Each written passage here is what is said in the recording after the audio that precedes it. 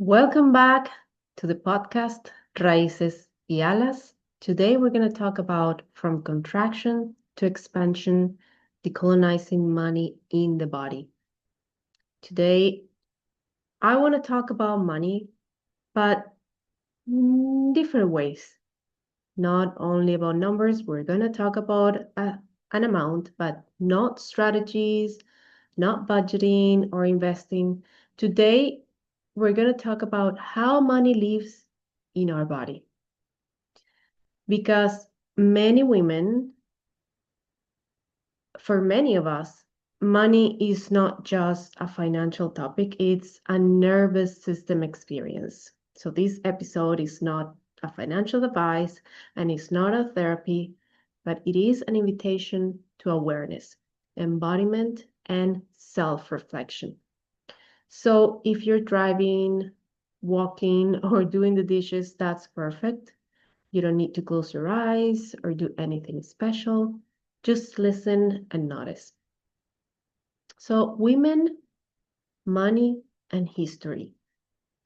For most of history, women were not taught to relate to money through safety, choice, or sovereignty.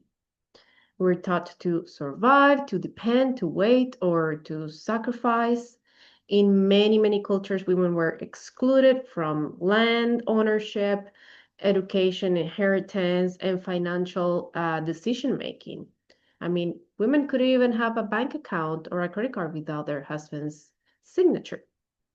Even had to be married to have that. So, and this is not about blame, it's about understanding in which waters we learn to swim in. And that was part of it was colonization, right?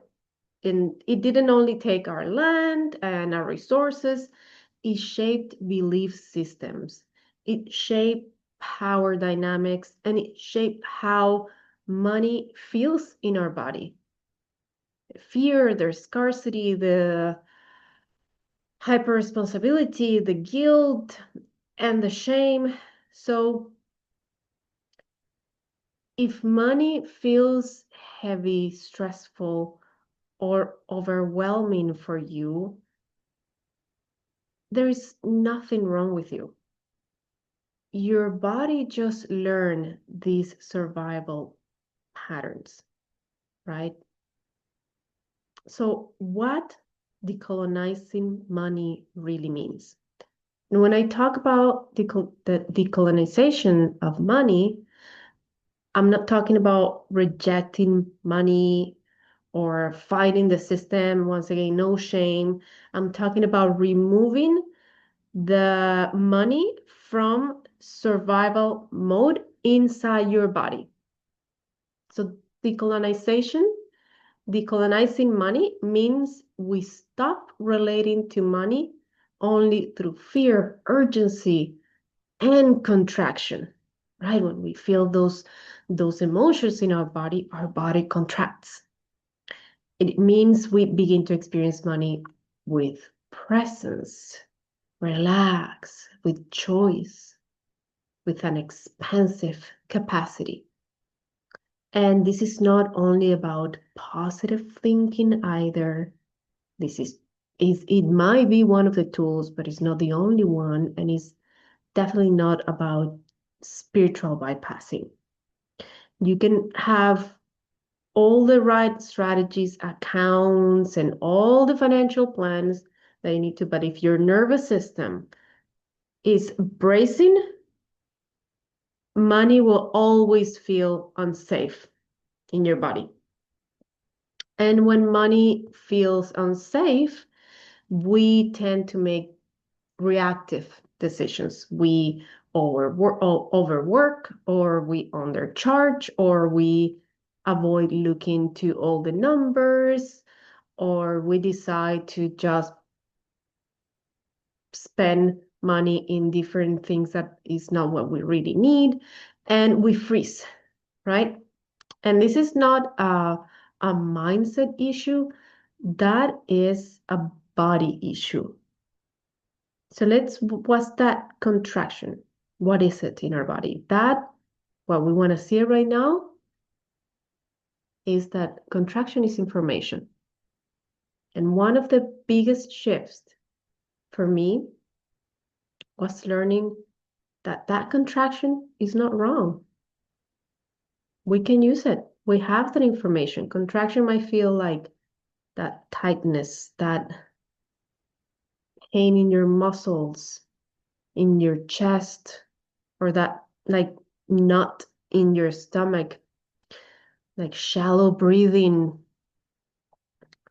or simply just a mental overwhelm when money comes up. It's like, oh, too much, right? So, and most of us learn to just push through those feelings or judge it and not feel good enough, or just like trying to think positive, say affirmations and get over it. But the body doesn't respond to that. The body responds to safety. So instead of asking, how do I get rid of this feeling?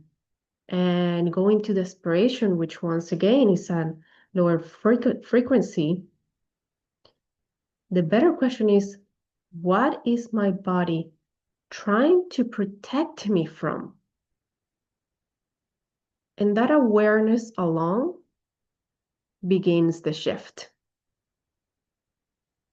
So I want to guide you through a micro experience of what body wealth embodiment mean. So if it feels safe, let's do this simple embodiment experience. You don't need to close your eyes. Just listen and take that slow breath in and a longer breath out.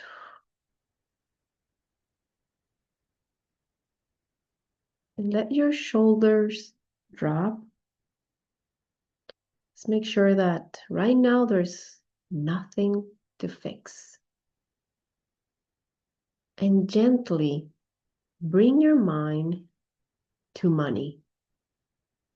Start with the concept of money in you.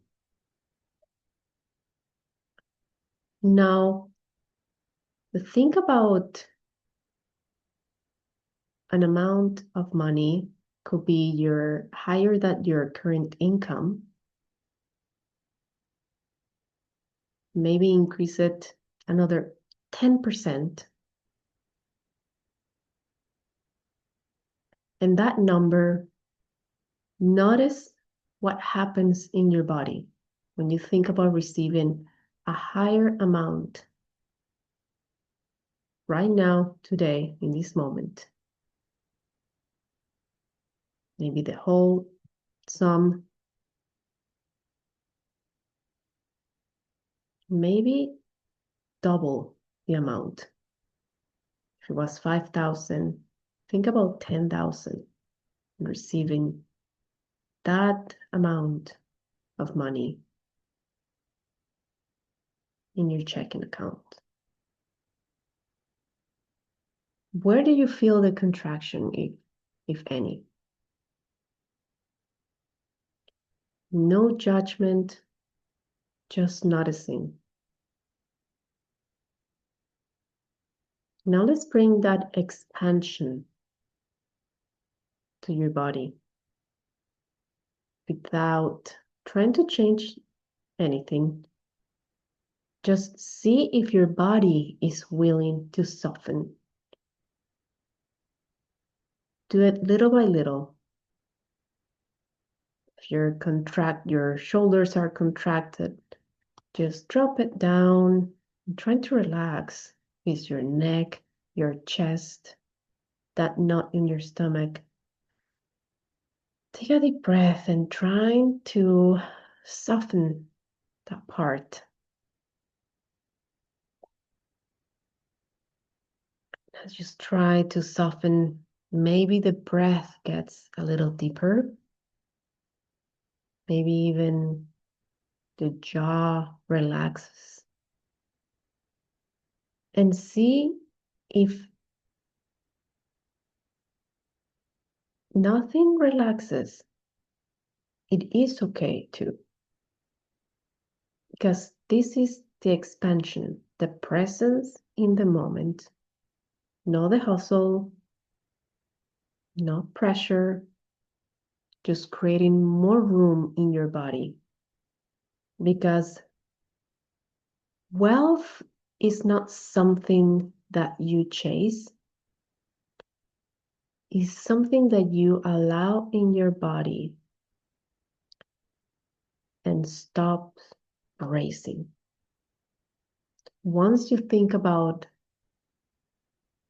that amount, create a space in your body, create that soft feeling where you feel the contraction, if it's pain in a muscle, or if it's even in your head, or a thought, a narrative. Try to make it softer and create more room for a bigger amount. And this is what embodied wealth feels like.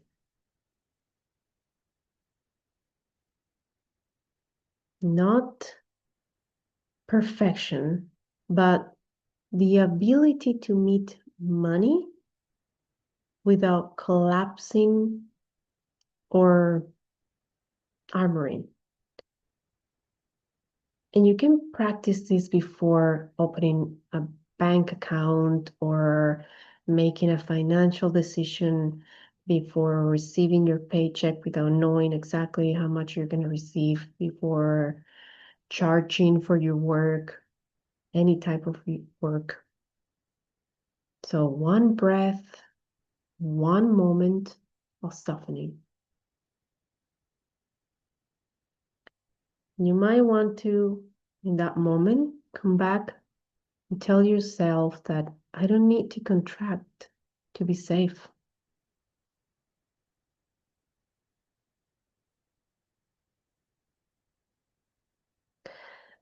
Decolonizing money is not a one-time event. This is constant, everyday work.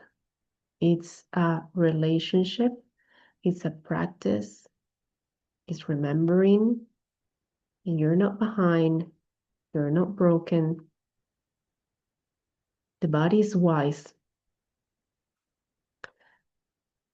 And when this safety increases, the capacity expands, the capacity increases. So thank you for being here and thank you for listening. And if this resonates with you, sit with it, let it integrate, and we'll continue this conversation together. Thank you.